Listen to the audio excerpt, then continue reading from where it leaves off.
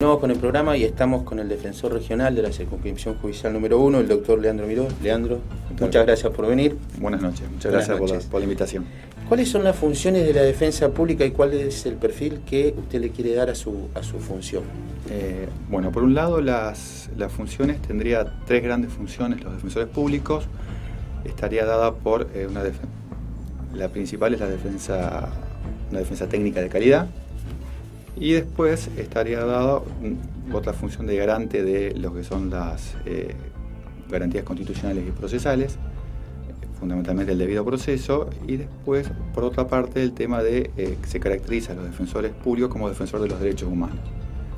En esta tarea de defensor de derechos humanos se realizan habría dos grandes áreas. Por un lado, en la visita periódica de los privados de libertad, o sea, de los defendidos que ya son atendidos por los defensores públicos, y por otra parte, ya que se encuentren en prisión preventiva o condenados, y por otra parte, porque en aquellas personas que se encuentran aprehendidas o detenidas, lo que se realizan son controles de detención, es decir, se verifica en las primeras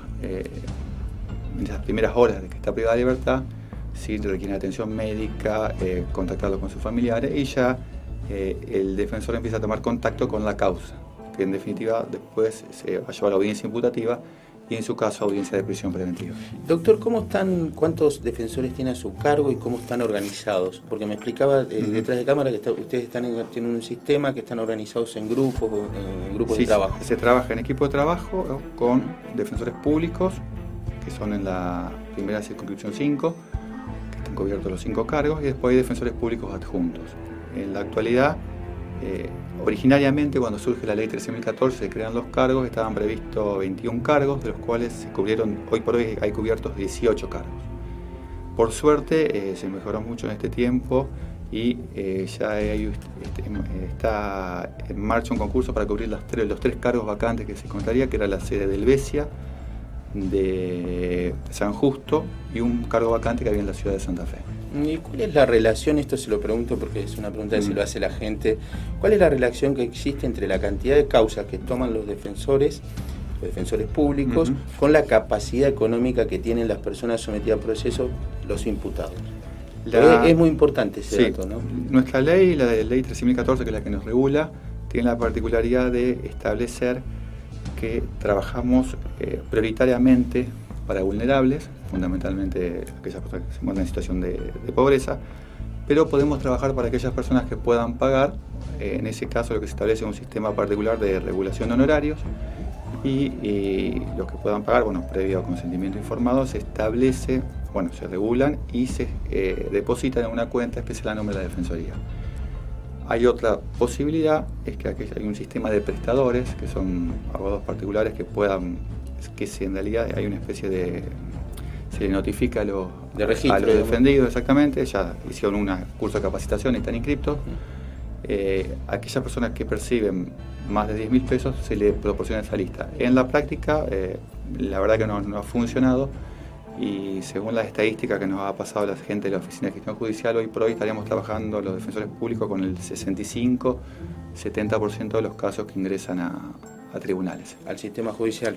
Respecto de lo que es la mecánica laboral específica, los defensores públicos, hay un defensor de guardia, esa guardia dura 24 horas, tiene un teléfono oficial donde ahí se le comunica, el personal policial le comunica las aprehensiones.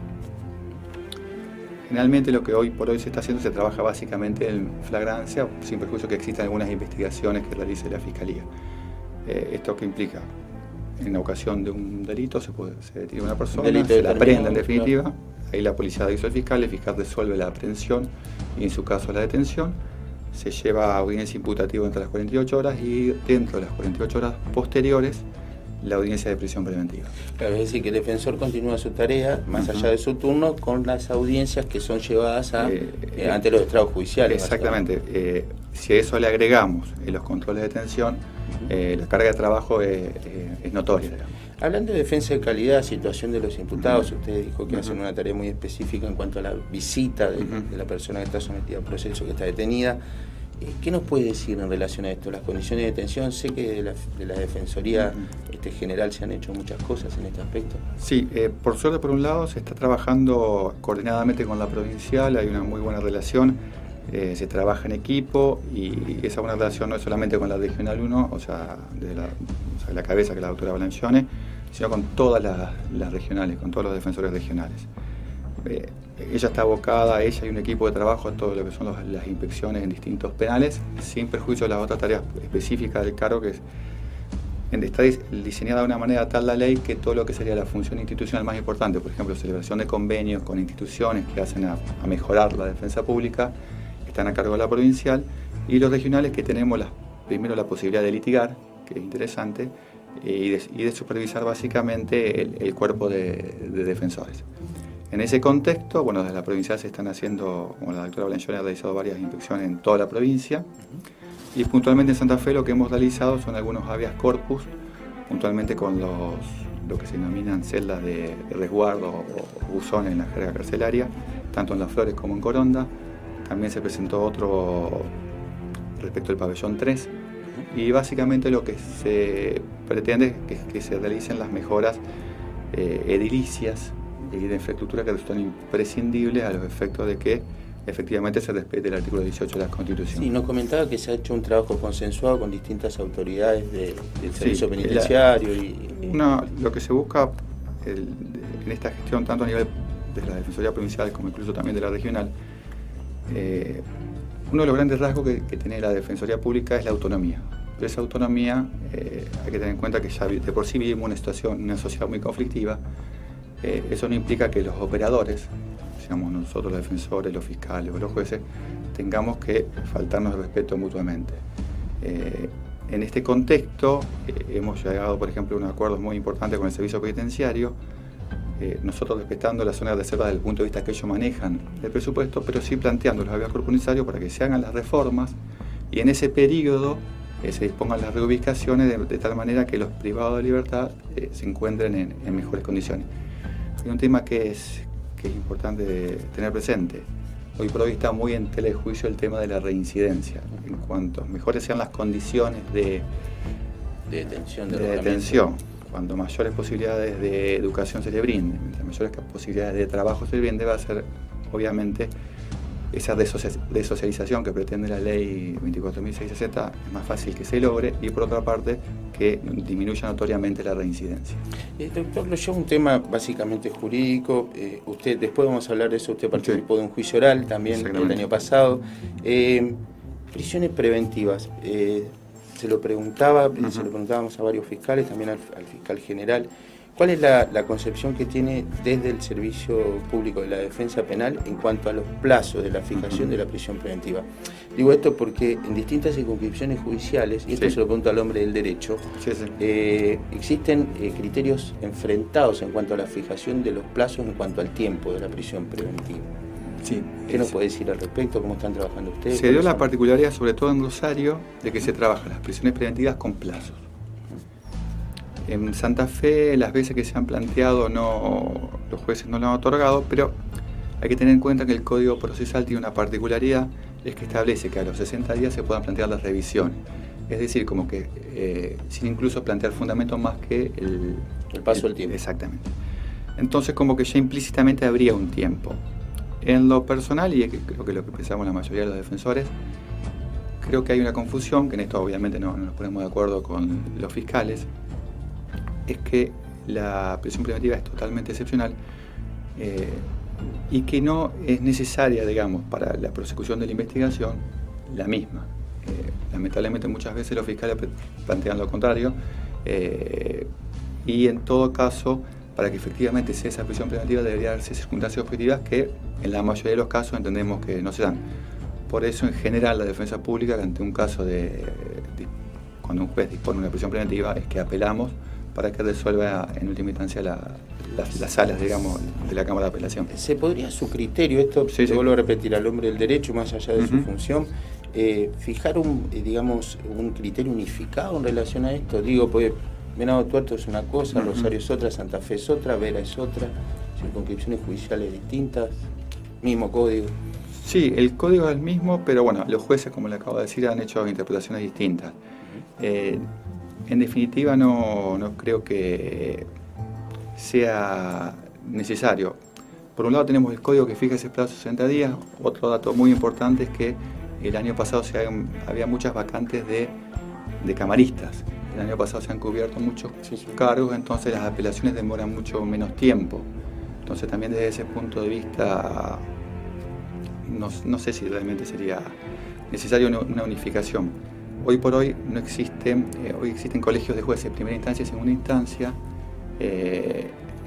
entonces como que desde ese punto de vista esa unificación que antes se daba con los denominados acuerdos plenos, plenarios, ya no se estaría dando, digamos. Entonces como que se da la autonomía, en todo caso es la Corte Suprema la que tiene la potestad de resolver si se llega a esa instancia. ¿Cuál es su, repito, usted participó en un juicio oral que creo que fue por un homicidio? Exactamente. ¿Cuál fue su experiencia personal en este nuevo código? Lo más importante del código, que si bien se empezaron con muchas críticas, sobre todo por el tema de falta de recursos humanos y materiales, yo creo que fue un cambio cualitativo desde el punto de vista que se posibilitó de que la comunidad pueda participar del proceso penal. Y hoy por hoy uno va a una audiencia y tiene 3, 4, 5 periodistas que pertenecen a determinados medios, y yo creo que eso es lo más positivo de la reforma, es decir, que se transparentó y se hizo público una cuestión muy importante como es el tema de la persecución penal en sí, con todo lo que ello implica. Ese yo creo que fue el gran avance, y obviamente el tema de que se dio o se posibilitó una defensa pública fuerte. Lamentablemente en el sistema anterior había muy pocos defensores y hoy por hoy estamos hablando de 18, que en breve se van a completar 3 cargos más. ¿Ustedes son 18? Hoy actualmente sería 18, con la posibilidad de ser 21. Había 17, pero yo era defensor público y ahora va a ser regional, pero bueno, el que estaba en mi cargo también pasó, así que siguen siendo 18, pero se van a terminar cubriendo esos 21 cargos originarios, incluso con la posibilidad inminente de que secretarios del sistema residual pasen como defensores públicos adjuntos, o sea que se estaría aumentando el número de defensores. Si bien el número de fiscales es notoriamente mayor, yo creo que estaríamos más o menos en los fiscales el doble de defensores, que es un número razonable. Es un número bastante razonable. Teniendo en cuenta que existen también los defensores particulares. Pero lleva una cuestión jurídica en medio de solución alternativa de los conflictos penales. Hablo de mediación, hablo de suspensión de juicio a prueba, juicios abreviados. ¿Cuál es el criterio que tienen desde la Fiscalía General y también desde la Fiscalía Regional? No, de la defensa... Perdón. No desde la defensa, discúlpeme. No, por favor. El tema de... Primero que ningún sistema acusatorio en el mundo funciona si todos los casos son llevados a juicio. Hay una cuestión práctica y de recursos. O sea, no hay forma de llevar todos los casos a juicio. Dentro de este contexto se da la posibilidad, por un lado, de las salidas alternativas, criterios de oportunidad, por ejemplo, para delitos de escasa importancia, después los abreviados en general. Nosotros, vinculado al tema de los abreviados, tenemos estándares particulares. Por ejemplo, que la pena acordada no puede superar, se suma el mínimo más el máximo, eso se divide por 2 y no podemos superar ese monto punitivo, pero en general todos los defensores son bastante responsables al momento de celebrar un abreviado, y si efectivamente se suscribe es porque previamente se cuenta con el consentimiento del defendido, explicado correctamente de lo que implica. Esta situación se debe explicar al defendido, a la persona imputada. Exactamente. ¿Cuáles son los beneficios? El principal inconveniente muchas veces es que, como salió hoy el tema, trabajamos fundamentalmente con gente pobre. La mayoría de nuestros clientes no han terminado la primaria, o sea que tienen un nivel de escolaridad muy bajo o no lo tienen. Ahí trabajamos con muchos analfabetos, entonces cuando se les explica a los defendidos, a los familiares también es fundamental, cosa que comprendan el alcance y siempre teniendo en claro que es exclusiva decisión de ellos, que ante la menor duda se va a juicio, digamos.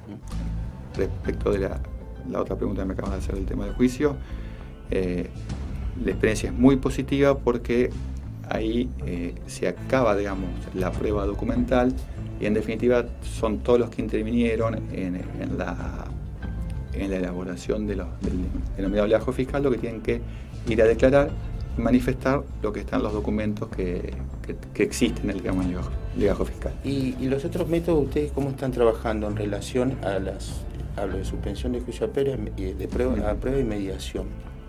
No hay mayores inconvenientes respecto a ese tema. Generalmente, les explico más o menos cómo es la dinámica laboral. En general, se realizan audiencias imputativas en libertad, cuando se trata de delitos no tan graves, entonces son esos casos lo que se llama la suspensión. Cuando ya se llega a tribunales, ya estamos en presencia de delitos más complicados y ya esas vías alternativas a veces, en la mayoría de los casos, no son difíciles de aplicar. Es la realidad. Bueno, doctora, ha sido muy amable, muchas gracias por su tiempo, lo vamos a estar invitando nuevamente seguramente para poder hablar de estos temas jurídicos con usted. Desde ya, muchísimas gracias por la invitación y es interesante también que se conozca, digamos, la otra parte, digamos, que interviene en el proceso penal. Así que muchas gracias. No, por favor, gracias a usted. Señor Víctor, vamos a un corte y continuamos con el programa.